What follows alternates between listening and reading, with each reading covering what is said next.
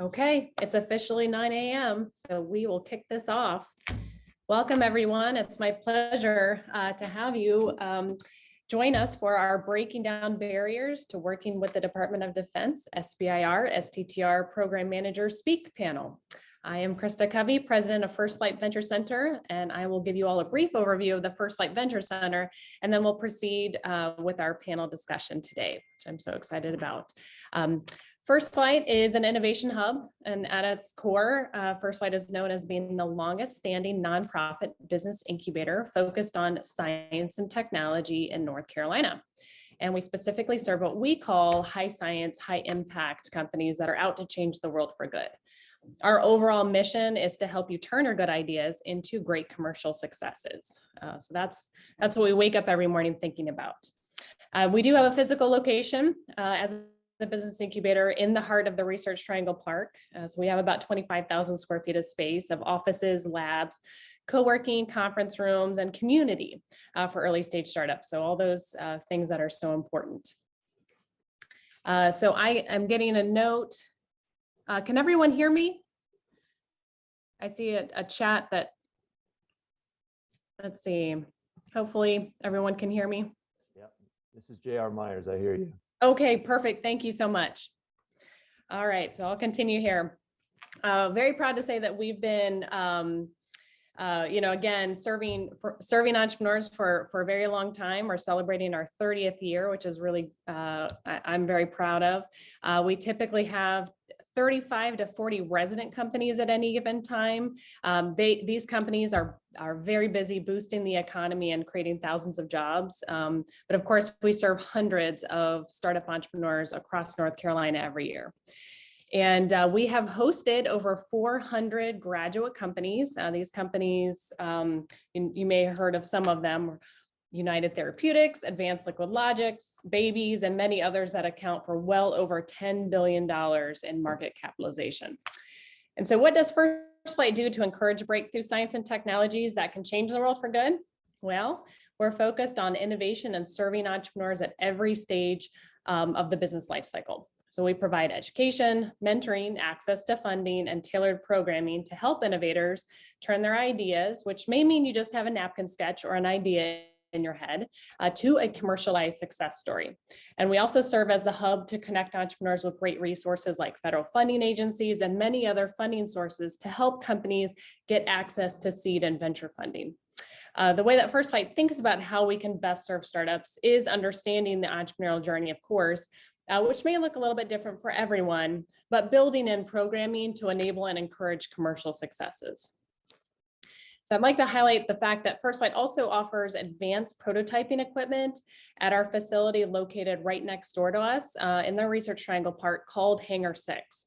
Many companies need help designing and engineering mechanical components for their startups, and Hangar 6 has the tools, expertise, and bench depth knowledge to increase the odds of winning grant proposals and contracts. So you'll hear more about that. You'll hear more about Hangar 6 right after this panel from the Hangar 6 director, Dr. Mark Robertson. And of course, if you're interested in any of the programming that we offer, or if First Flight can be a resource, please don't hesitate to reach out to us on our website, ffvcnc.org. So First Flight Venture Center, North Carolina.org. So we are so grateful to have an amazing panel of SBIR and STTR program managers to share their insights with you on understanding how to successfully work with the Army and the DoD. So for a bit of housekeeping, there will be time for Q&A. So please be sure to ask questions in the Q&A box, not the chat, in the Q&A box. Feel free to have some chat in the chat box, but we don't want to miss anything. So if you have a specific question, please, again, put it in the Q&A box. And I will be monitoring these questions and passing them along to our moderator. Also, for our live audience, we will have First Flight staff in the audience that will help get your questions answered as well. So it's my pleasure to introduce the moderator of this panel, Nicole Fox, SBIR STTR Program Manager, U.S. Army Research Office, ARO. Nicole is the Small Business Innovative Research SBIR Small Business Technology Transfer, STTR Program Coordinator at the U.S. Army Research Office, managing more than 45 million in program activity per year aimed at developing solutions in response to critical Army needs. Ms. Fox has more than 15 years of experience in all aspects of Army SBIR and STTR program operations, policy, and contracting. She manages over 130 contracts each year by supporting numerous activities through these programs to help small businesses move their technology to fully develop, tested, and commercialized in products and services to be used for the benefit of the Army warfighters. During her years of service, she has initiated and led major program reforms within ARO that increase the efficiency and effectiveness of the programs, including topic selection, proposal evaluation, and contract award and execution. And she also manages topic development processes, coordinates all aspects of the program administration with other DoD, SBIR, STTR program managers, oversees the proposal evaluation process, and conducts debriefings. Ms. Fox currently serves with several ARO scientific program managers as a contracting officer representative overseeing the SBIR, STTR contractual agreements across several areas. And I don't know when you have time to sleep, frankly. So we're so grateful for you. So glad to have you here. Nicole, I'll leave it to you to introduce our distinguished panelists, and the virtual floor is yours. Thank you so much for being our wonderful moderator today. And thank you again to our panel. Good morning, everyone. Thank you so much, Krista, for that wonderful welcome. I am looking forward to hearing from our speakers as well today. I'm very excited that we get to be part of this wonderful event. Thank you so much for that invitation. And for our first speaker today, it is my pleasure and honor to present to you our first panelist, Mr. Larry Pollock. He and I have worked together for numerous years now, probably more than either one of us would like to admit. But Larry Pollock is the Chem and Bio Defense Program Manager for the SBIR program with the DoD's Joint Science and Technology Office for Chemical and Biological Defense. And he will be presenting an overview of the DoD SBIR and STIR programs. And Larry, the floor is yours.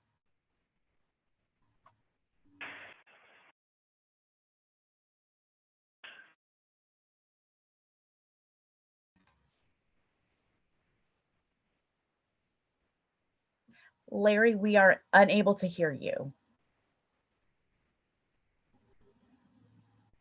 We can see you, but still not hear you.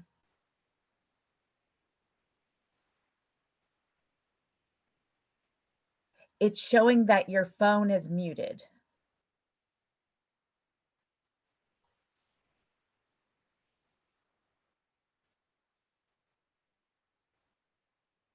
Okay, it's showing that you're not muted, but we still cannot hear you.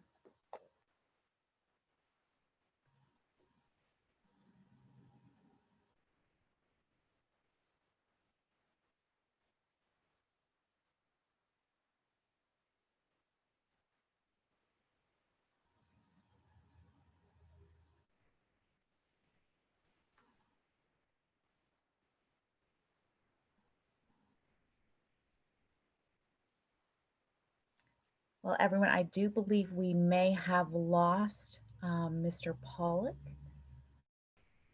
Let's see, Krista, are these slides, are you able to proceed with them? I could potentially go ahead and present this on the fly if needed. Sure, or we can go back. So they're all in order. So if need be, Okay. we can come back as well if he's able to rejoin. Absolutely. I'll be glad to do this at the end if necessary. So let's go ahead. I do apologize, everyone. Technology is great until it doesn't work. So we're going to go ahead and proceed with J.R. Myers. J.R., if you would be glad to go ahead. He is the, excuse me, he is our SBIR program manager for the U.S. Army Medical Research and Development Command and the Defense Health Agency. He's one of the very first individuals that I developed a wonderful relationship with years ago, and he is an expert in anything SBIR/STIR. So it is my absolute pleasure to have JR present to us. And JR, the floor is yours. Hey, Nicole, this is Larry. Oh. I'm just not to interrupt. I go right ahead, JR, so we don't. Okay. No worries. Can you guys see me and hear me? Thumbs up. Anyone? Nicole? Yes, perfectly. I Okay, can hear you perfect. perfectly, JR, and I All see you right. great. All right. Well, thank you, Nicole. That was the first time I've ever been called an expert. So, boy, you got my ego pumped up this morning. So let's start off. Well, again, my name is J.R. Myers. I'm the SBIR project manager at the U.S. Army Medical Research and Development Command. We refer to that as MRDC. As you know, in the DoD, we love our acronym. So MRDC, which is located in Fort Detrick in Frederick, Maryland. MRDC is the Army's medical material developer with responsibility for medical research, development, and acquisition. I did have another slide there, a little disclaimer. I always have to say this, you know, the views expressed today are those of my own. They don't reflect official policy or position of the U.S. Army, DoD, or U.S. government. Okay, now I think I see the slide there. So formed in 2013 and headquartered in Falls Church, Virginia, the Defense Health Agency is a joint integrated combat support agency that provides to the Army, Navy, and Air Force a medically ready force and ready medical force. They manage 400 healthcare facilities in support of 10 million beneficiaries. DHA also executes the Defense Health Program, RDT&E program, or appropriation, I should say, managing its research, development, and acquisition processes to support the needs of the combatant commands. So that's the piece. Because of that appropriation, they therefore have a DHA SBIR STTR program. Our office, as you kind of remember, I work for the Army right now. As of 1 October, we are going to transition into the DHA. But right now, we are executing their program under a shared services agreement with MRDC at Fort Detrick. And Commander Tatana Olson is the DHA SBIR STT program director.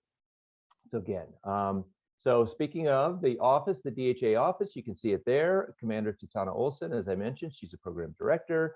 I, along with my deputy, we are civilians. Colleen Gibney, who is wonderful. And then we have Amanda Cecil, who is our operations manager. We have Dominique Quesada, who's our program analyst, and Andrea Renner, who I will talk later about, is our technical assistance advocate. So we'll go to the next slide. So topics that fall under DHA. So all DHA SBIR STTR topics fall within 3 research programs, or what we refer to as joint program committees, or again, our acronyms, JPCs. Those JPCs are military infectious diseases, military operational medicine, and combat casualty care. You can see the various portfolio areas underneath each of the pictures there. So we do not publish topics outside of these areas. If these areas are not of interest to you or not a fit for your company, MRDC does have open BAAs outside of SBIR STTR, and you can find those on the MRDC homepage. I'll also talk a little bit later about the congressionally directed medical research programs, where you can find other funding opportunities, again, outside of SBIR STTR. We can go to the next slide. So here's the process flow for our program. So topics are published in DoD broad agency announcements. There are 6 BAAs published throughout the year, 3 SBIR, 3 STTR. I can't say that we're in all 6 of them.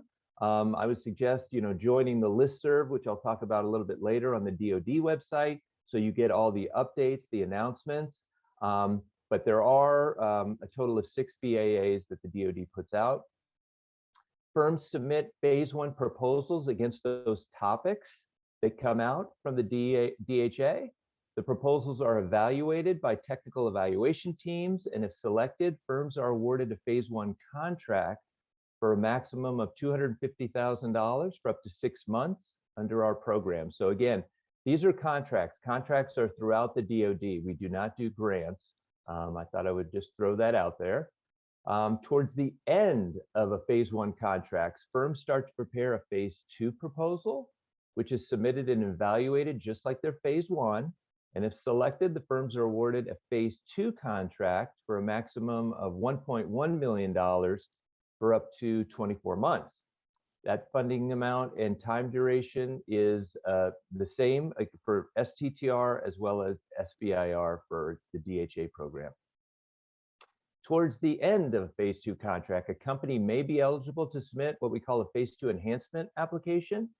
If a phase two project attracts outside funding, the DHA program can match dollar for dollar up to $550,000 for 12 months. The outside funding can come from industry or internally within the government. Maybe one of those JPCs would also put money there, so we can match that dollar for dollar. So Miss Andrea Renner, who I mentioned before, is our technical assistant advocate. So she will work with the contracting officer representative, the company and customer to assemble the phase two enhancement application. Enhanced projects should be funded at the pull of the customer and increase technical readiness levels. We also have the ability to award sequential phase twos. Although they're rare and based on availability of funds, these requests can come from the customer and unsolicited proposals are not accepted. So moving to the far right of this slide, so phase three, oh, I'm sorry, threw you off. Moving to the far right of the slide, so phase three within our program refers to any non-SBIR STTR funding. So for example, again, if a company is awarded a phase two enhancement, the non-SBIR funding is considered phase three dollars. Before I leave the slide, I wanted everyone to know that federal SBIR STTR rules enable projects to be portable across agencies. This is very important. So for example, a project that started as an NIH SBIR could be and have been adopted within the DHA program. So just something for you all to be aware of. We'll go to the next slide. So again, I can't stress Andrea Renner's role as a technical assistant advocate more. If selected for a DHA SBIR STTR contract, she will become your best friend. She will work with you to help map out initial transition and commercialization opportunities. She will be your liaison with product developers, contracting officer representatives, and program sponsor offices. She will answer your questions on follow-on funding opportunities and discuss transition strategies. And finally, she'll help facilitate phase two enhancement applications, as I mentioned before. So again, if you're especially new to working with the DoD, the DHA, if you do get awarded a contract, Andrea Renner, best friend. So, all right, so let's talk about DoD BAAs a little bit. So again, I'd mentioned there's 6 in total. Each BAA has a pre-release, an open and closed period. During the pre-release period, small business can discuss technical questions directly with the topic authors. You can see the 6 in green down there. So you can see an SBIR, STTR, kind of the dates of when those all happen. I will mention that we, DHA, is actually participating in an open BAA. So the 22.4 and the 22.D, we have a total of 3 topics that are actually direct to phase 2 topics that are out right now. We have 2 SBIR and 1 STTR, and you can see the dates. It opened the 5th of April and will close the 26th of April. So before we leave this slide, so when we were developing this panel, we said something about, we should really give helpful hints. So these are my J.R. Myers helpful hints for you guys. So when BAAs come out, each component, Larry, CBD, and Air Force, Navy, they all have different instructions. So please read all the instructions carefully.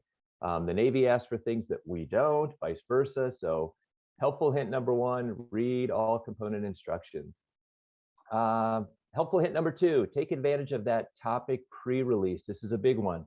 So this is your opportunity again to talk one-on-one with topic authors and ask technical questions. Also, so number 3, please submit your proposal on time and early if possible. Don't leave anything to chance. There's computer problems, upload errors, anything can happen. So Once the BAA closes, there are no opportunities to officially submit your proposal. When it's locked, it's locked. So again, please submit early if you can. So let's go to the next slide. So CDMRP, as I mentioned before, another great medical funding source outside of the SBIR STTR program is the Congressionally Directed Medical Research Programs. CDMRP was established in 1992 through a congressional appropriation to foster novel approaches to biomedical research in response to the expressed needs of its stakeholders, the American public, the military, Congress. On the left side of the screen, you can see the slide shows the FY21 research programs, as well as the total funding available, $1.5 billion. So some of you may be interested in cancer research. DHA and Army SBIR STTR programs will not publish cancer topics. So this would be your opportunity through CDMRP. They have several cancer research programs. I would encourage you to visit the CDMRP website down at the bottom there and learn more and sign up for their email blast about current funding opportunities. We'll go to the next slide. So speaking of other opportunities, so resources, the SBA has a great website. They talk policy directives. They have award data throughout the federal SBIR STTR program. So again, just not DoD. They have all the participating agencies and state-based assistance. There's also the DoD website, which will list upcoming broad agency announcements. They have a help desk. They do a topic Q&A. Again, this is where another helpful hint for you all. Please sign up for their listserv. You will see that on the website. So you get all the updates, when BAAs are going to be open, when they're closing, any information related to the DoD. And the final slide, points of contact. So there you go, Defense Health Agency, again, Tatana Olson. And then my group, there's our emails. Please reach out. We're a friendly group, and we will help you any way we can. So I think that's it for me. Thank you very much, JR. We appreciate your time today. And I have to concur with him. He does have one of the best groups to work with. Andrea she's my best friend already. She's great helping that technical assistant advocate. So if once you get that phase 1 or phase 2, make sure you connect. So again, thank you very much, JR, for all of that. We will have a time at the end of today's presentation for questions and answers. So please put your questions and answers in that Q&A box at the bottom. So that way we can answer those as we go forward. So again, JR, thank you very much for your time today. And we're going to go on to our next panelist, who is Mr. Mina Cahill. He's with our U.S. Special Operations Command. He's the SBIR program manager. I've known him for a few years now. We've been able to do some awesome projects together. SOCOM gets to do some of those really exciting cutting edge type of technology. So I'm really excited to see what Mina is going to be presenting for us today. So Mina, the floor is now yours, and please welcome and let us know a little bit more about your program. All right, so good morning. And thank you for having me. My name is Mina Cahill. I am the US SOCOM SBIR STTR Program Manager. I'm very happy to talk to you today a bit about US SOCOM's SBIR STTR processes. So, kind of talking through this, I'll keep in mind that, that Larry's going to cover a big portion of what is SBIR generally. And of course, Mr. Myers have already discussed a lot of some good information. So we'll build up on that as we go through. Next slide, please. SOCOM SBIR STTR overview. We are topic specific, and what that means is that we publish our own topics asking for specific technologies based on what we are interested in and what we're looking for. And I'll explain more of the importance of that. We do lead in phase 3 transitions, and we do lead in the timeliness of award. So, on average, we're about 100 days from proposal to award, give or take. It depends on a situation, and it depends on a contracting mechanism as well. We do award about 50 to 60 SBIRs, STTRs per year. That may not be significant if you're working with major defense services like Army, Navy, Air Force. But at the same time, because we are focused on phase threes, this is significant. We are looking not just to design things and to do some projects and then you're on your own. We're looking at saying, hey, what can we do to put in the hands of our operators? We do this through three main mechanisms or contracting mechanisms. The first one is our own in-house SOCOM contracting officer. And I work with them on a regular basis. I have a good relationship with them, and they are dedicated to, if you can go back one slide, please. They are dedicated to this SBIR STF program. The second one, I'm going to go all the way down, is other U.S. government contracting officers.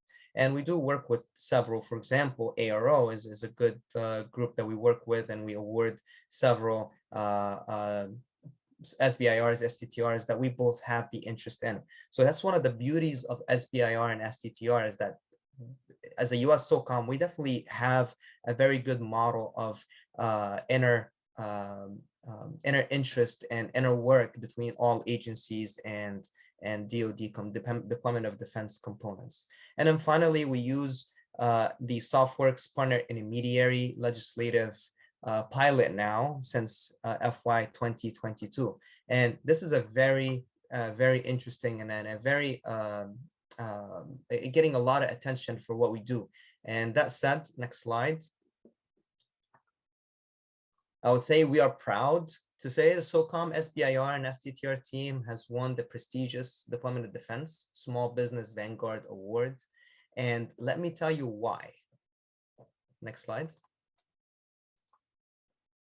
Because of this truly exceptional legislative pilot, the US SOCOM has utilized very well.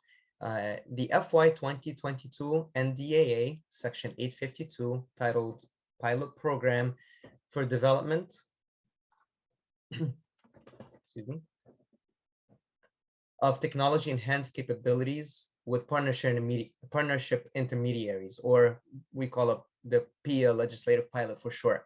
That started in FY 2020 NDAA Section 851 2 years ago.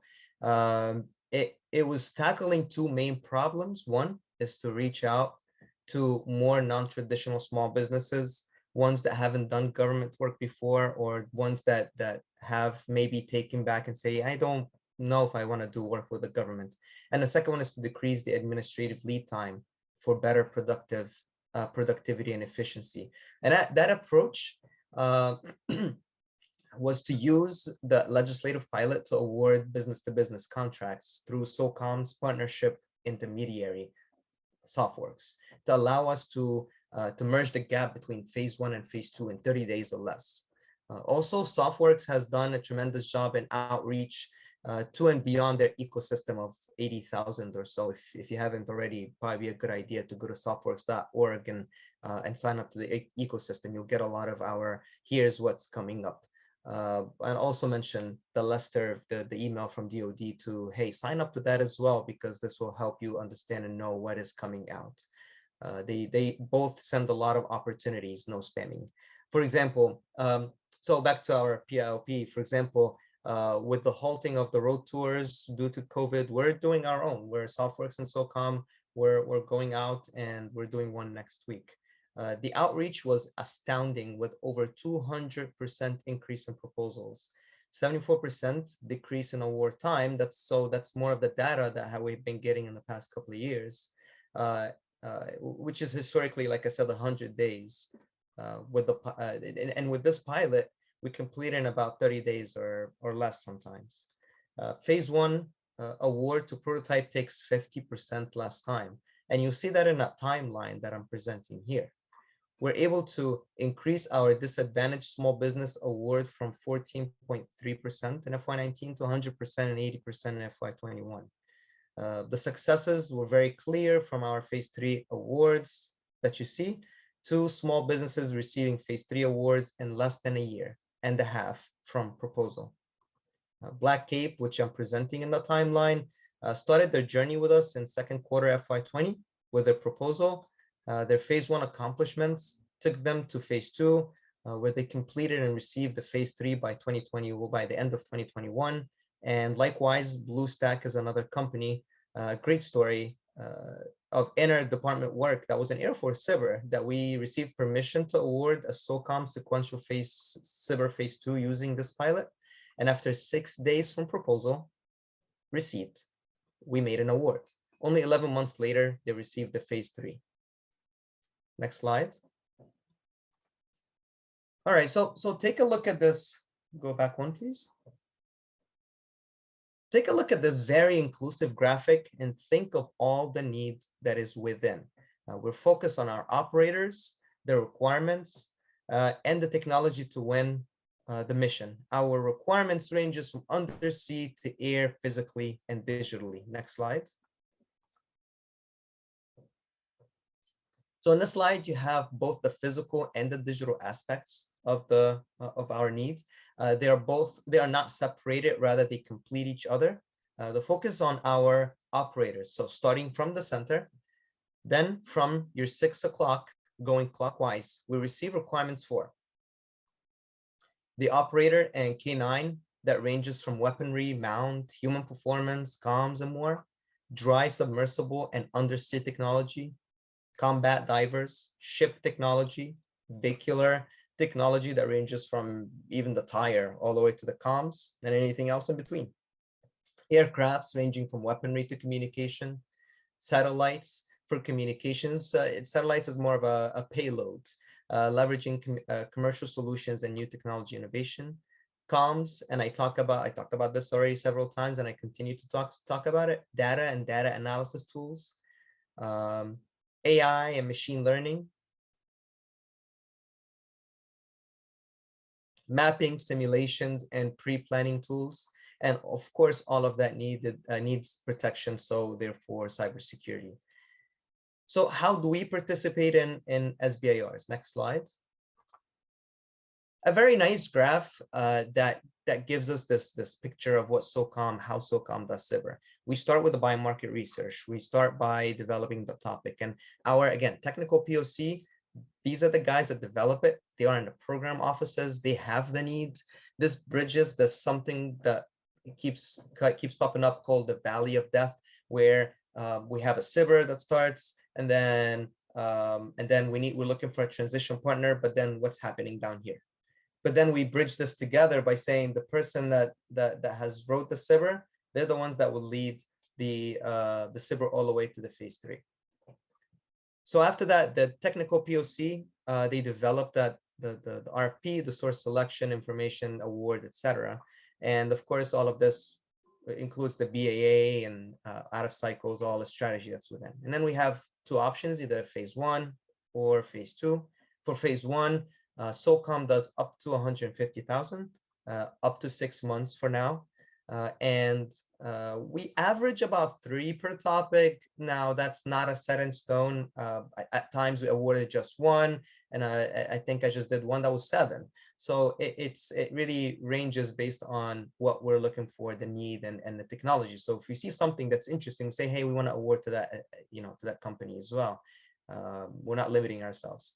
And then we go to the phase 2 determination along the way. In phase 2, we follow all 3 of our of the possible phase 2s, follow-on phase 2s, which is from phase 1 to phase 2, and then or direct to phase 2, which goes out to the BAA, and we ask for RFPs directly to include a feasibility study, and then a sequential phase 2, which is, like I said, Air Force does one, or Army does one, or I don't know, it doesn't matter who.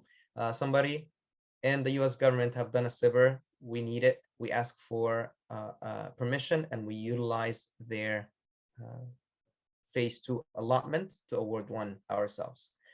The funding is based on the government cost estimate, and it's average 18 months. I've seen it again as little as like 8 months, and as more, and it went over. It can be more than 18 months, but not very, not something that we look forward for. We're trying to get things moving quickly because of the need.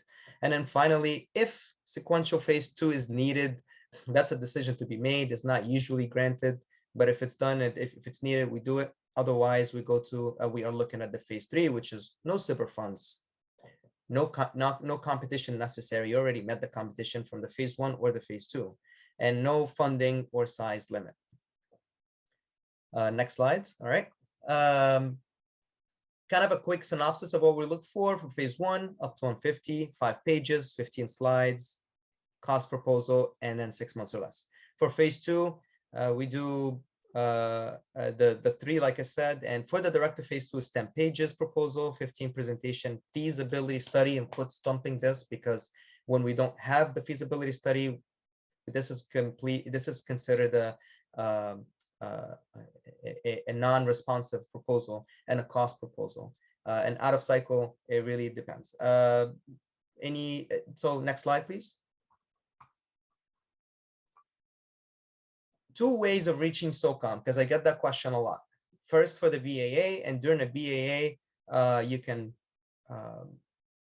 either find out from the DCEP emails that I mentioned earlier, the listserv emails that they send out and say, hey, here are the new opportunities coming up. Keep an eye, there might be one for 22.d that we're trying to work on for STTR. So that will be coming up, fairly in the next, hopefully in the next couple of weeks here. But just keep an eye on it. It's something that might be something new from what you've seen before. The second one is, SOFWORKS, we talked about the ecosystem. And obviously the SOCOM SBIR page will have information that pertains to the BAAs only. Out of cycles, you have something that's already done, and you think that SOCOM can benefit from it, please go to Engage Soft, eSoft, here's the link, and put it up. This one doesn't go into a black hole, it goes to the right SMEs, and that one is being looked at by our acquisition executive. So if there's something of an interest, they'll tell you, hey, we're interested in this, we want to see it. And there's goodness in saying this is a SBIR, therefore you can get something, they can come to me and talk to me after. If we don't have any interest, at least you'll get that answer saying, sorry, but we don't have any interest in that at the moment. And obviously go to SOFIC if you can. It's coming up in about a month. That's a great opportunity. You get to hear from the PEOs themselves. You get to hear from, we will have a SBIR booth. You can come have a conversation with us. We'll have a couple of SBIR events in there as well, where you get to listen from several of the DoD components and hopefully non-DoD government agencies as well. That's all I have. Next slides. These are some helpful links. So I'll give the mic to Amy. Thank you so much, Mina. That was a great presentation. Wonderful on giving us the overview of SOCOM.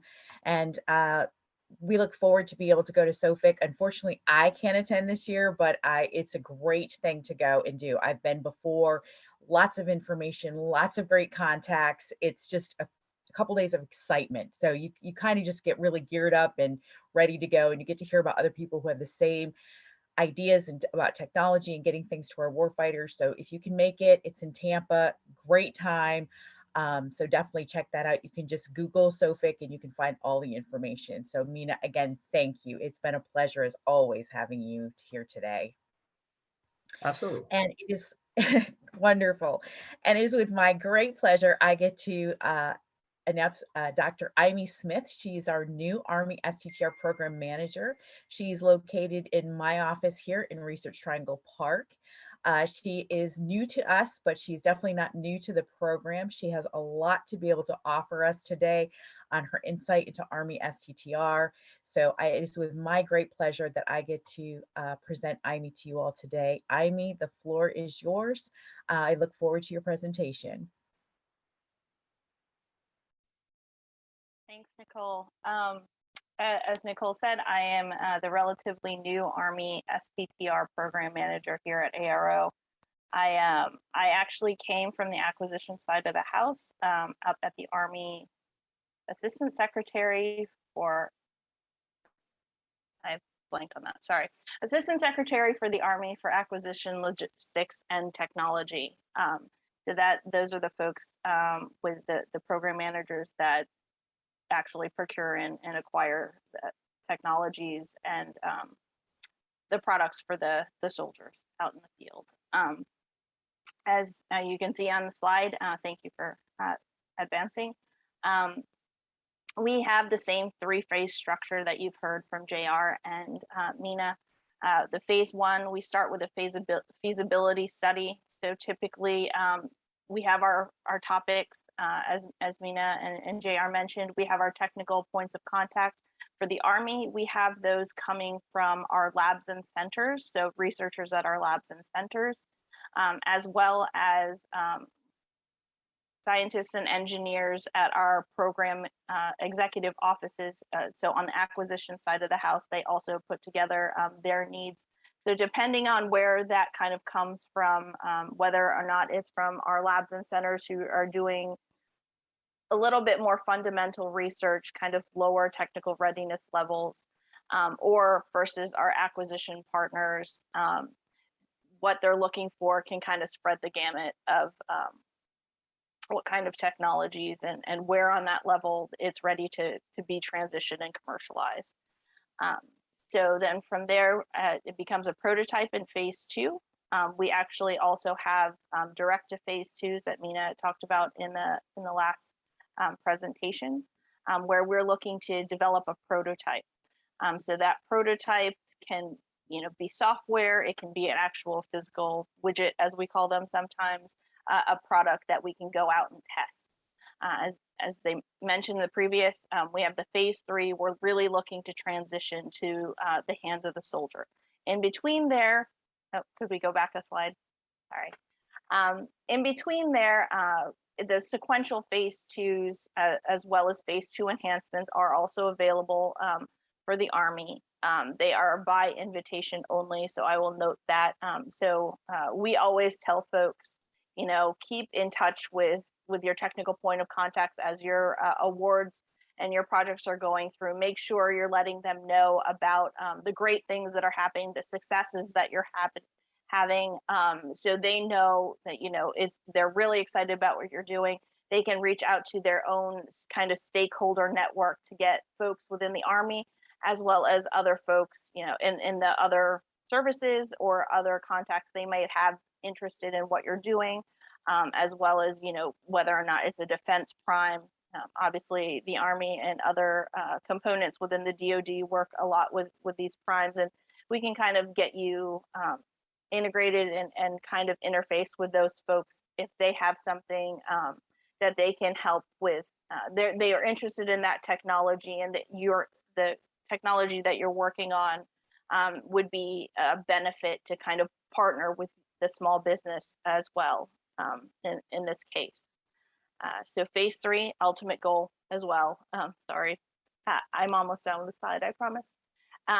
For phase three, ultimate goal, getting the funding for whether or not it is from an acquisition partner on our side for government, or it is with private industry to help commercialize that technology that you've developed. Next slide. So the Army has several technology areas of interest. Right now, this list kind of goes through our main points right now.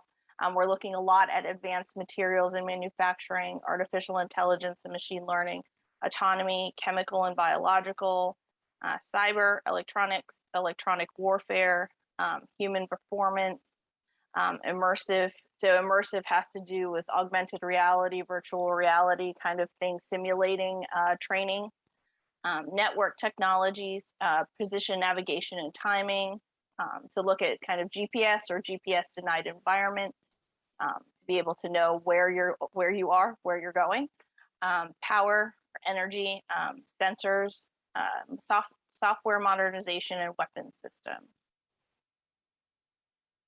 Next slide, please. So as has been shown in a couple of the previous presentations, the FY22 BAA cycle, we are today, in fact, actually is the pre-release for the FY22.2 and FY22.B.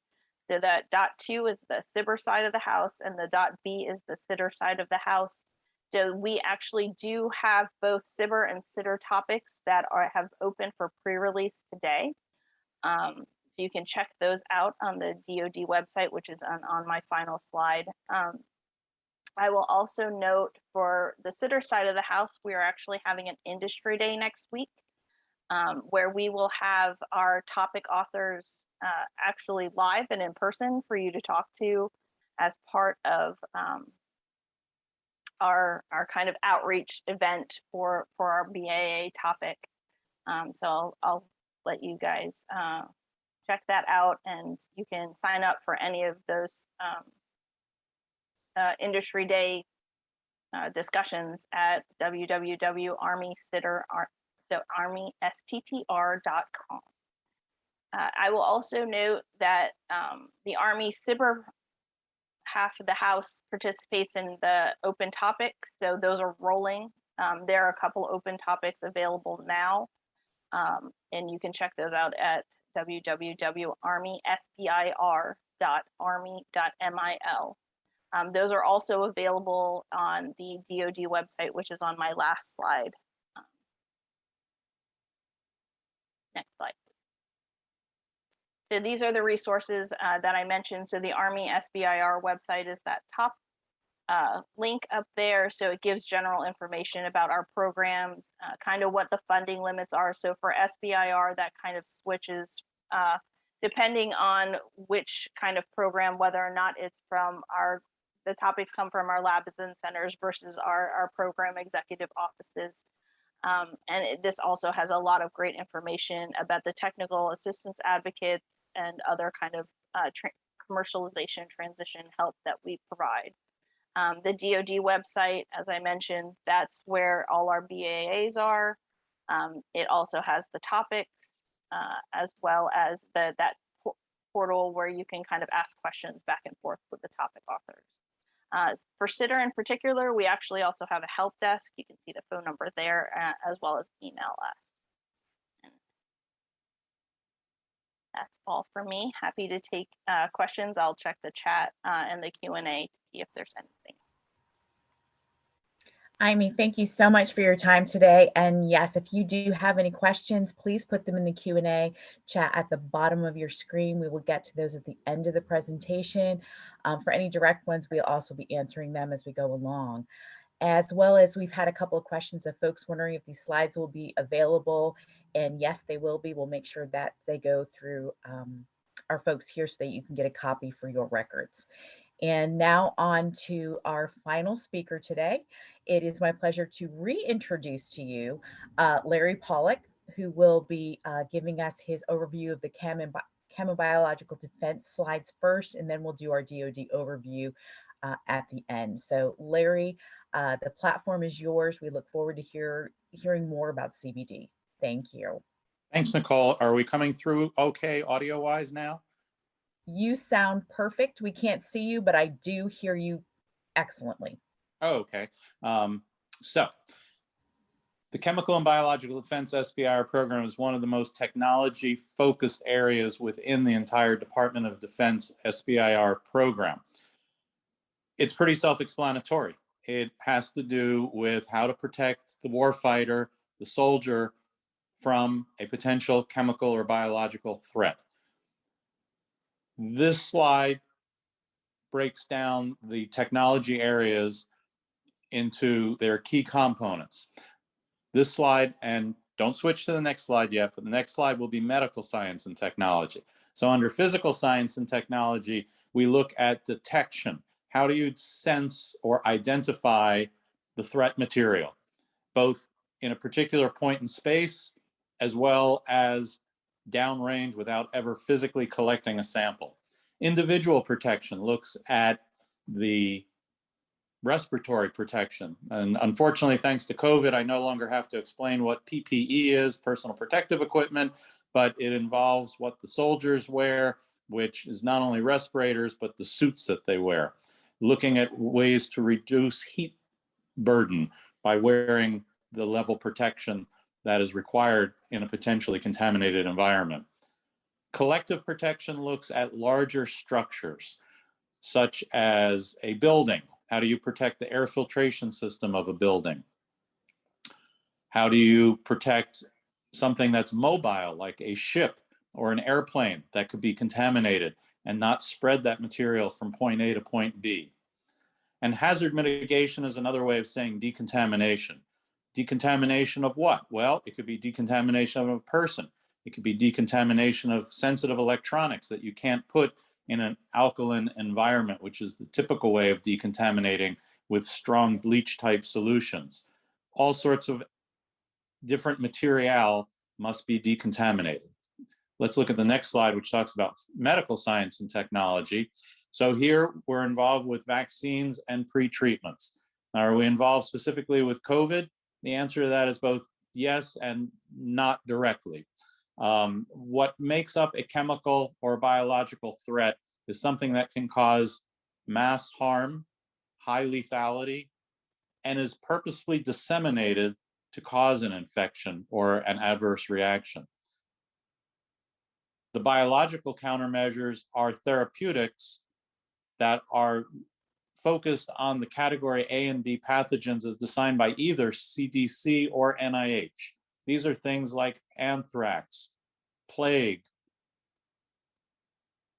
botulinum toxin.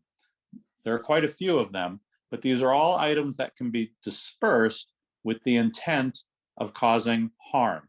That actually also includes now opioids, because you can disperse a powder such as fentanyl and cause significant lethality or incapacitation. Chemical countermeasures are looking at the classic nerve agents such as sarin, soman. They usually go by two-letter designations like GA, GB, VX. Vesicants, which affect mucous membranes, that's something like mustard gas, and select toxic industrial chemicals such as ammonia or phosgene, some of the very first chemical weapons that were used going back as far as World War I. And then in the medical area, we also have medical diagnostics. It's akin to detection, but you're looking at different matrices. The matrices in the medical side include blood, plasma. They could even be non-invasive matrices such as sweat or hair. These matrices provide a lot of forensic information as far as an exposure to a potential threat material. We also have something that's kind of in between both medical and physical, which is digital battle space management. We used to call it information systems technology, but that was a little confusing and a little limiting. So digital battle space management involves modeling and simulation. If there was a release of material, where is that material going to go downrange if it was an outdoor release? Data fusion looks at things such as an array of sensors that are field deployed, all sending back information to a central command and control center. And is that information showing that there is a potential event unfolding? Disease surveillance, looking at outbreaks in various parts of the country, the world. Is it providing information that might be indicating that a release of material has occurred? And then health and human effects. One of the big things that is very in the news these days are wearable technologies. Can you look at physiological response to determine whether or not a soldier in this particular case has been exposed, but yet not exhibiting symptoms of something chemical or biological through some of the technologies that they may be wearing on their wrist? Next slide. So as all of our speakers before me have indicated, we have 3 announcements annually within the DoD. ChemBio Defense participates in 1 or 2, depending on budget, per year. We are participating in the FY22.2 and FY22.B announcements. So we have 5 new topics released this morning in the SBIR side, and we have 1 new STTR topic that was also released this morning. Now I noticed, I put something in this slide that the FY22.2 and 22.B are in flux. Right now it is business as usual, but what I want to bring to everyone's attention, and I'm kind of going a little beyond the boundaries of my role as a government civilian employee, and I know I'm being recorded, but these are Larry's opinions and not those of the Department of Defense, just what J.R. Myers said when he started, just so that you are aware, situationally aware. I'm just delivering the news. that the SBIR program sunsets as of 30 September 2022. That's only about 5 months and 14 days from now. Congress needs to reauthorize this program, and it would be prudent, perhaps, I can't tell you to contact your legislative representative, but if you want to find out what the status of the reauthorization is of the entire federal-wide DoD, the entire federal-wide SBIR and STTR programs, you might want to reach out to your representatives and get an update from them. Like I said, right now, everything is going according to schedule, and the close is well before the 30 September date for FY 22.2 and FY 22.B. FY 22.3 and FY 22.C, the third and final of the 3 announcement cycles that DoD has, does overlap into the new fiscal year come 1 October 2022. So I'll leave it at that, but keep your ears in tune for what's happening with the SBIR program and the hopeful and anticipated reauthorization. Next slide. So those dates are established by what I call my other boss, same as JR, same as Mina, same as Amy. We all report to not only our local agency chain of command, but we also have one voice for the DoD, SBIR, and STTR programs, and that is the Office of the Undersecretary of Defense, Research and Engineering, Small Business and Technology Partnerships Office. They are the ones who administer the program for all of the Department of Defense. I already indicated that not all the DoD components participate in each announcement cycle. I already talked about the release today of the SBIR and STTR topics for CBD, as well as some of the other agencies. And each agency-wide announcement, referred to as a BAA or broad agency announcement, includes not only the DoD, SBIR, and STTR instructions, but additional component or service-specific instructions are included in that release. You must read both documents because there are deviations from the DoD instructions that are component specific. And then all the topics are listed. Next slide. So you've heard this from everybody about phase 1, phase 2, phase 3. The U.S. Small Business Administration, who administers the entire SBIR and STTR program federal-wide, provides inflationary increases in the ceiling amounts that each organization can adopt. And you'll see that the numbers for CBD, SBIR, and STTR are going up from 167,500 for a phase 1. We will be accepting proposals in phase 1 up to $183,000 per project. That differs from, say, SOCOM or DHA. You need to read the instructions for what each component or service has in their announcement. You'd think that we'd all be following the same set of rules, guidelines, et cetera, since we're all the Department of Defense, but that is not the case. So be very cognizant, be very aware of what each program allows and what they don't allow, so you don't end up having a well-written proposal discarded due to an administrative oops. Next slide. So ChemBio Defense is a program of approximately $20 million per year for SBIR and STTR. I'm the program manager. I have a relatively new, still in training, assistant program manager, Ms. Abby Roots, and I have one individual for contractor support. We all work together as a team to pull this off. It has been a great pleasure of mine for doing this for about the last 15 or so years, and I'm getting close to retirement. And I will greatly miss this program because it is really an outstanding program. It's great as a technical person myself to see all of these technologies that you as the small business community bring to assist our Department of Defense. We have a central mailbox. If you have questions, want to reach out to me after this event, feel free to do so. We can even set up one-on-one meetings so I can learn a little bit about more about your technology and how it might be able to augment and support the ChemBio Defense SBIR program. We also have a website specific for CBD SBIR, which is simply cbdsbir.com. It provides additional information. It is what I call a public-facing website, so it only flows information to you and not vice versa.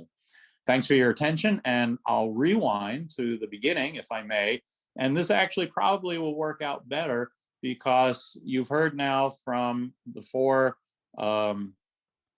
organizations, and what I will do now is really just kind of foot stomp, emphasize the key points that each of the speakers made in the DoD program overview.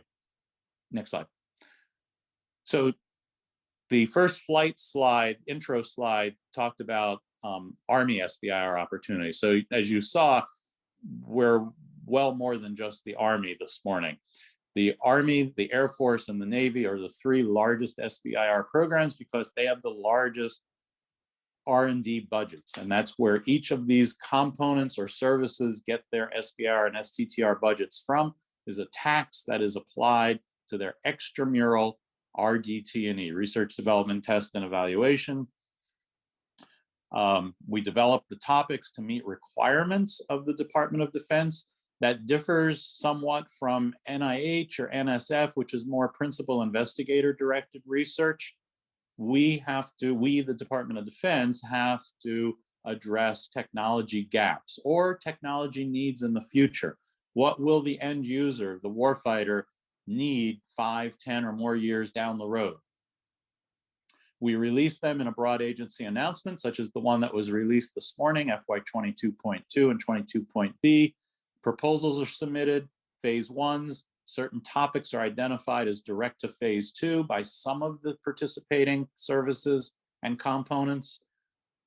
We evaluate those proposals, and then we make contract awards. As was indicated earlier, we do not issue grants within the DoD SBIR STTR programs.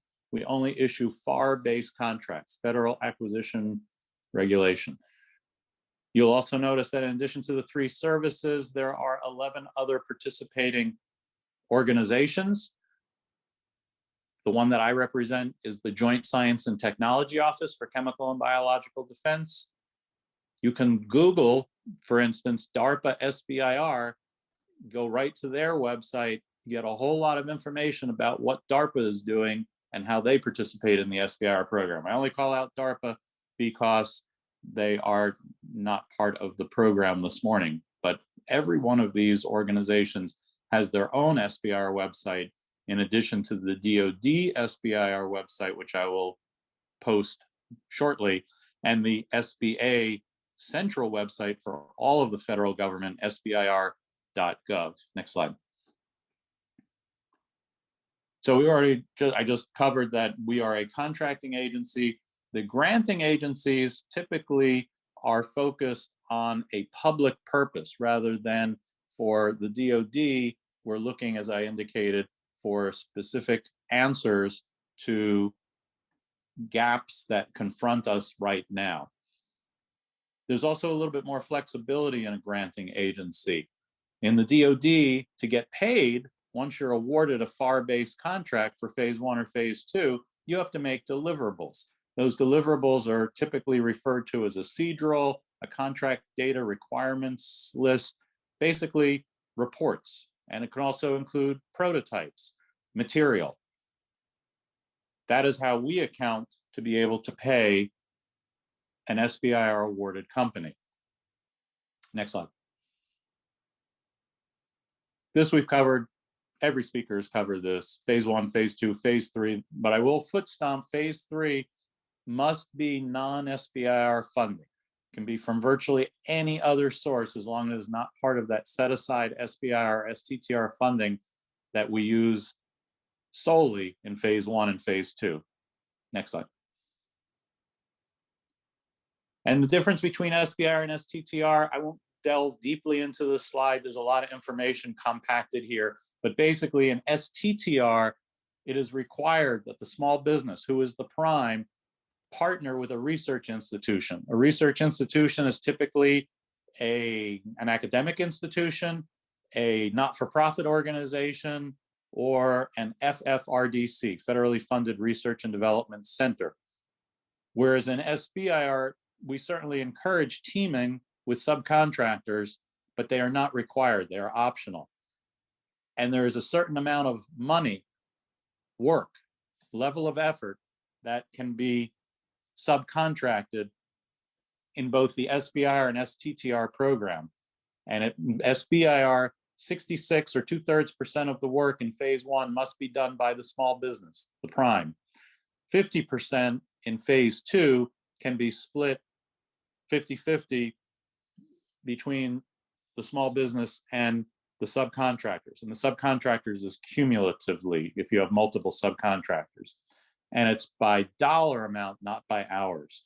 All work must be performed in the United States under the SBIR and STTR programs. Next slide. So if you're familiar with technology readiness levels, this is just a rough graphical representation of where phase 1 and phase 2 and phase 3 lie.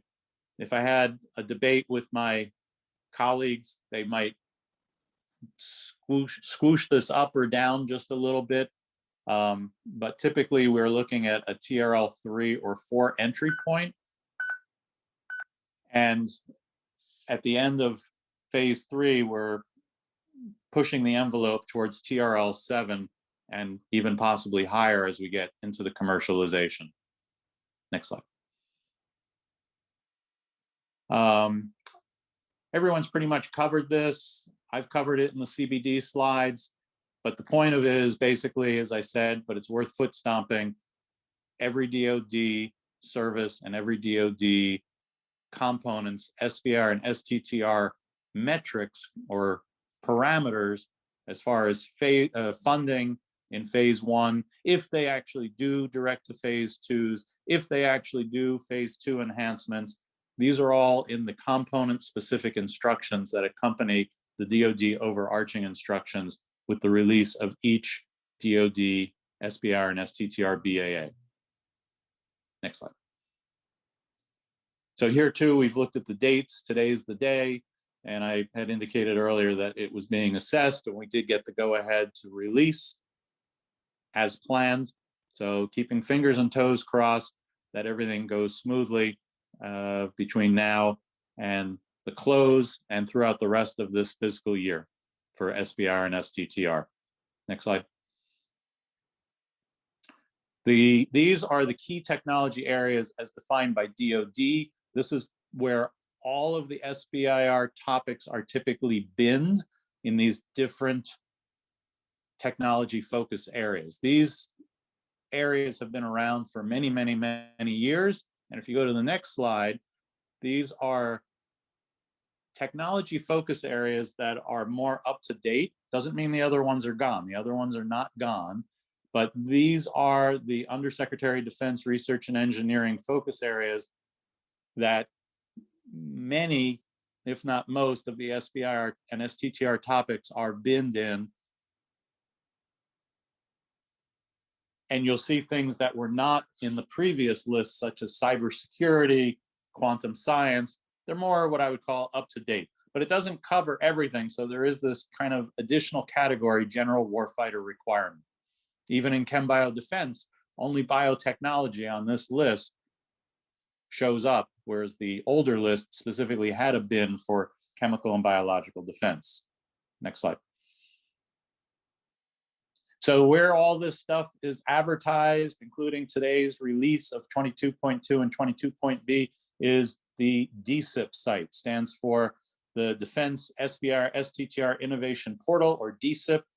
The website is listed there, DoD-SBIR-STTR.mil. To look for topics, you do not have to register. And it is advantageous to look at every topic that came out today, just skim the titles, because you will find topics that are now live that might address your small business's key subject matter expertise in areas that you would not necessarily think to look. In ChemBio Defense, we have overlap with Defense Health Agency, with Special Operations Command, with DARPA primarily. And you might not have been familiar with ChemBio Defense SBIR, so of course look there. We've talked a little bit about the topic Q&A, where you have the opportunity during pre-release to speak directly with the topic author. And this is also where you will submit your proposal prior to the due date. Registration is required, and it does take some time to go through the registration process because a lot of information is asked for. So don't try to do a registration at the end. If you're even thinking of putting in a proposal, do the registration now. There are also on this website tutorials, which they refer to as job aids, and they will help you navigate the system. Next slide. So I started to talk about pre-release, the direct contact with topic authors. This is unique to DoD, where you have an opportunity once the topic is released today to email or phone the topic author. Their contact information is listed during the pre-release period. It is not to vet your idea. It is to learn more about what the topic intentions are, the CONOPS or concept of operations. How will the technology be used? Who will be using it? Where will it be used? What are the logistics of using the technology as seen by the DoD topic author? Once pre-release ends, the Q&A is relegated solely to the DSIP system. We used to call it CITES. It's now just topic Q&A on the DSIP system. So you're able to ask a question and everyone sees the answer. Anyone who wants to look at the DSIP system looks at can have access to all the questions, all the answers sorted by topic. Next slide. And there are 3 evaluation criteria that are used. This is one of the few things that is universal throughout the DoD, SBIR, and STTR programs. The evaluation criteria include the technical merit. Obviously, we want innovative, state-of-the-art, beyond state-of-the-art, pushing beyond the state-of-the-art technology. Looking at the qualifications of the key personnel, the principal investigator. Are you able to do the work? And are the facilities available to do the work?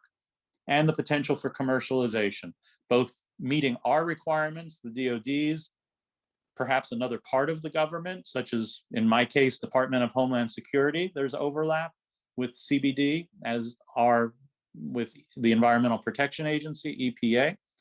And does it have private sector dual use capabilities, which would be great for the small business because then you get a revenue stream on a successful technology. Might not have met all the DoD requirements, but it still is innovative technology that can be used in the private sector. Next slide. So the last important takeaways here, pretty much everybody has said this, so they're worth repeating because they're important. Read the instructions. Every agency has these subtle differences that I've talked about, and there are the DoD overarching instructions. It's a requirements-driven process, so we're looking for technologies to fulfill technology gaps. Our proposals are reviewed by government subject matter experts. It is not like NIH and a peer review process. These are all government employees with specific technical expertise. There are no proposal resubmissions or revisions. So once you submit it, once the closing date and time occur, there's no do-overs. Even after you get the results back, and if you're not selected, you're not selected. You can ask for a debriefing.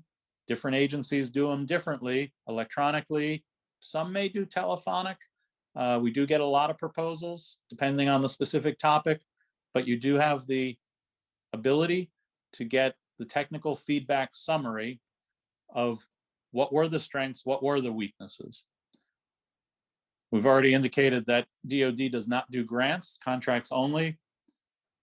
And I only threw this in because I know since our audience is focused in the Research Triangle Park area and that there's a lot of healthcare, pharma, and other biotechnology companies in the RTP area,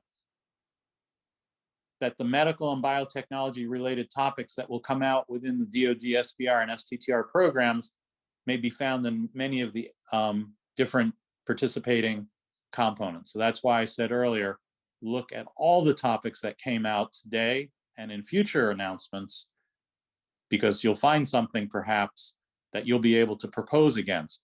If you don't find a topic that meets and matches your technology focused interest, you might want to look on the individual websites of the DoD participating services and components and see how to contact them.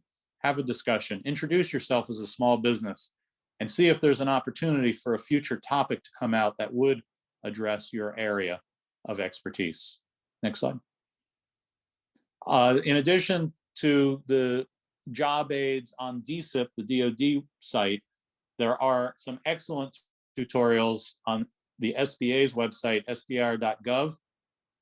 They're both audio and video, and they're broken down into rather discrete, small packets. SBIR has some very unique attributes to it that include data rights and IP protection. Obviously, for this venue and our time, we don't have the time to go into those specific areas. So take a look at these tutorials on sbir.gov. I think that's the last slide. Just some helpful websites for you to take a look at your leisure. And that's the one, that's the last one. Not quite. These are, there's a central email box for the small business team at DoD. Those are the social media sites that you can access. And I wish you luck in your research endeavors as you either enter the SBIR program or continue to utilize it to the best of your advantage. Thanks again. Thank you, Larry. We definitely appreciate your time today. We are running short on time, so I'm going to quickly go into some Q&A. The first question we have is, if a company is meeting milestone and raises $500,000 in investor funding, how likely is that the matching funds will be awarded? I'm probably going to go to JR for that because I do know that DHA does quite a bit of those. Here, let me turn myself back on here. Can you hear me? Yeah. Yes. All right. So the likelihood, it depends, right? So when we get a company that does say they received outside funding, they're going to work with, again, your friendly TAA, Andrea Renner, and she is going to work with the JPCs, those joint program committees that I mentioned, military infectious disease, combat casualty care, military operational medicine, to get their approval. So there's several gates you have to go through. Even though you do get that outside funding, doesn't mean you're going to get a phase 2 enhancement approved. It has to go through the JPCs first. Commander Olson has to approve it. But again, you're going to be working with Andrea Renner, and she can help you through that whole process. And based on availability of funds, I have to throw that out there too. Depending on when the application comes in, if it's the end of the year and we don't have any other funding available, we might have to hold that until the next round of funding comes in. Thank you so much for your answer, JR. We're going to go ahead to our next question. Let's see. Let me grab one. Since you just finished answering, JR, I'm going to go ahead and ask you this one as well. Hold on. Sorry, my Q&A is freezing.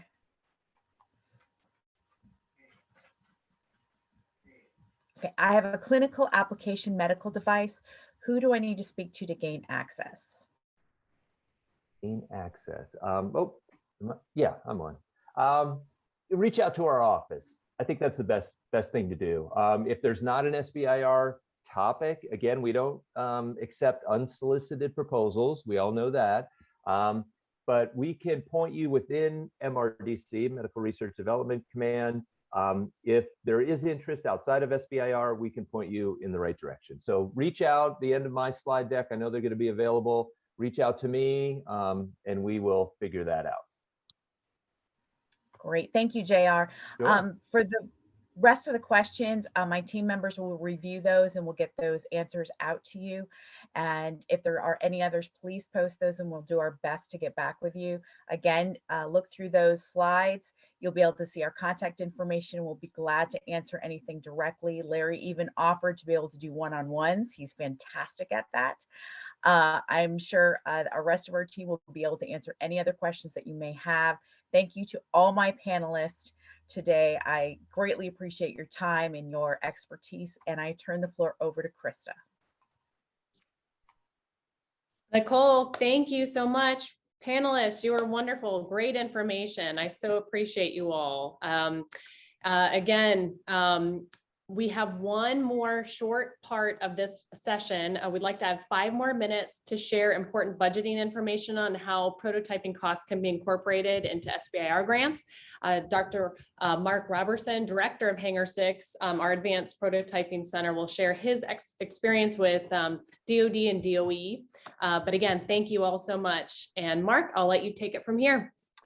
Super. Thank you, Krista. Everyone, it's a pleasure to meet you by virtually. As Krista said, I'm going to give you, I've got something of a unusual perspective here. I am both at Hangar 6 as the director for, at First Flight as the director for Hangar 6. I am also a small business owner with slightly more than 50% of my time. For those of you who do SBIR and recognize the language, that's a requirement to be able to do these SBIRs. So I've actually won phase 1 and phase 2 SBIR work, both in DoD and DOE space. So I will also acknowledge as we start that I'm the person holding you up from your break, so I will try to make it short and to the point with some thoughts. So what I wanted to do first was to give you a slightly different view, which I don't believe is inconsistent with anything that you've already heard, but this is from a user's perspective. If you're an SBIR person, you want to write an SBIR, what's it like from that side? I'll go through the same schedule that Larry was talking about with the for the SBIR. For DoD, step 1 is the pre-release. And these, again, are not officially sanctioned answers from the government. These are from a user's perspective if you want to win these. First step is read the topic. That means for DoD, you're not trying to find a solution and say, you should buy my solution. You first have to answer their problem. What is their problem? They're usually pretty explicit, so you need to solve that. Next, do your homework. Don't get rid of all the ideas that were sort of naive or things you really could have found by Googling for a few minutes. And then in the pre-solicitation time, contact the program manager. They'll have their contact information on there. Usually they'll want an email. Sometimes you can do a phone call, but plan on having a short list of 4 clarifying questions. Again, very important to stress that you're allowed to ask clarifying questions. When you say, for example, when you say you're looking for bioagents, do you need them in the liquid form? Do you want dry form? That's okay. What's not okay is to say, do you prefer laser spectroscopy over electrochemical methods? You can't ask for what would be better about it. To Krista's point, during the proposal and during the execution of the proposal, one of the things that I have found, again, from a user perspective, is that when you're putting together a proposal, you need to ask yourself the question, can you actually do everything in the topic? I have won proposals where I was trying to do everything by myself, but I've also gotten dinged on reviews where people said, you don't have an expert in this area. You don't have someone to do this system integration. Those are things that you need to be very aware of. You can be a very clever scientist, like me, I'm a scientist, but if you don't have a team who can execute on getting you to the phase 1 demonstration and feasibility, you're going to lose the proposal and you'll definitely have no chance of winning the phase 2 work. So to Krista's point, one of the things that I would like to mention to the crowd is that there are a variety of choices that you have. If your project is lacking in a particular research element, you need some sort of secret sauce, so to speak, then universities might be an option with, and you can use them with a research institution through the STTR program.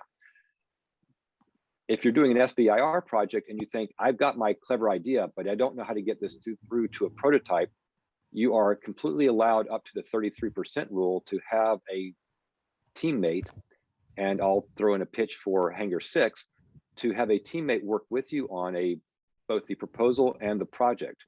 And the reason I'll bring up Hangar 6 as an example, or first flight, is that our mission is to help companies develop prototypes and take them towards commercialization, which is aligned exactly with the SBIR process by doing developmental and fabrication services.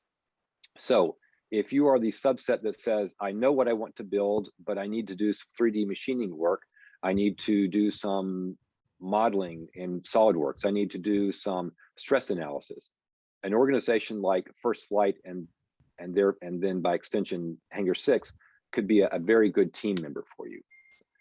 A couple of other things here, with the couple of remaining minutes, because I do want to be respectful of your time, is when you're doing the proposal, again, things that were said by the government officials, and I think I'm being consistent with this, but I'll just say it from a user side.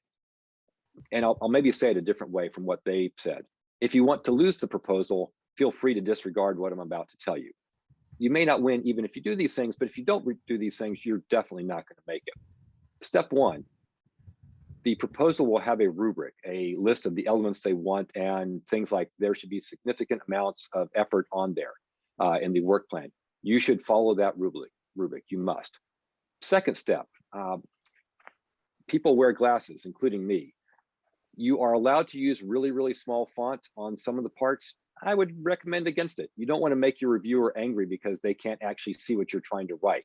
There's a minimum font size. I'd go a little bit above that just so people can see it. I've already talked about making sure that you have a team that's complete to address all your needs with either a research institution or a First Flight in Hangar 6. In terms of your work plan, which is a key part of the process and the evaluation, you need to thread the line between it being trivial, meaning you've already done this. Oh, I've already got a bioagent detector system, and I just want to tell you why you need to buy mine. You'll lose. On the other hand, if you say, I just need to get a quantum computer on a 3" by 3" microchip or 3" chip, and then I'll be ready to go, that's a miracle. You can't get that. It needs to be a complex and an aggressive task, but also doable. Last thing is do not think to yourself, oh, it's due on the 19th. I had a proposal due last night, and think to yourself, I'm going to wait until it's due at midnight, so I'll start about 10 o'clock and start uploading things. You'll fail. Don't do that, please. I had again an SBIR that I sent out last night.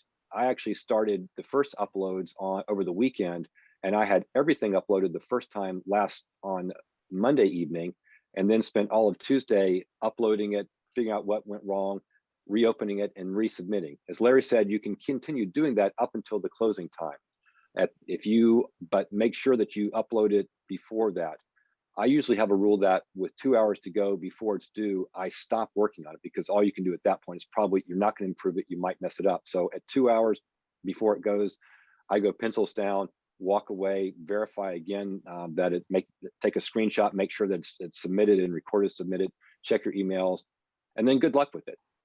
Again, as a user of SBIRs, it's been a fantastic way for me to get to know members of the community and the Department of Defense, the Department of Energy, and it's been fantastic for growing my business. So best of luck to everyone. Krista, with that, I'll send it back to you. Thank you so much, Mark. That was great. Audience, thank you all for being here. Hopefully this was helpful to you.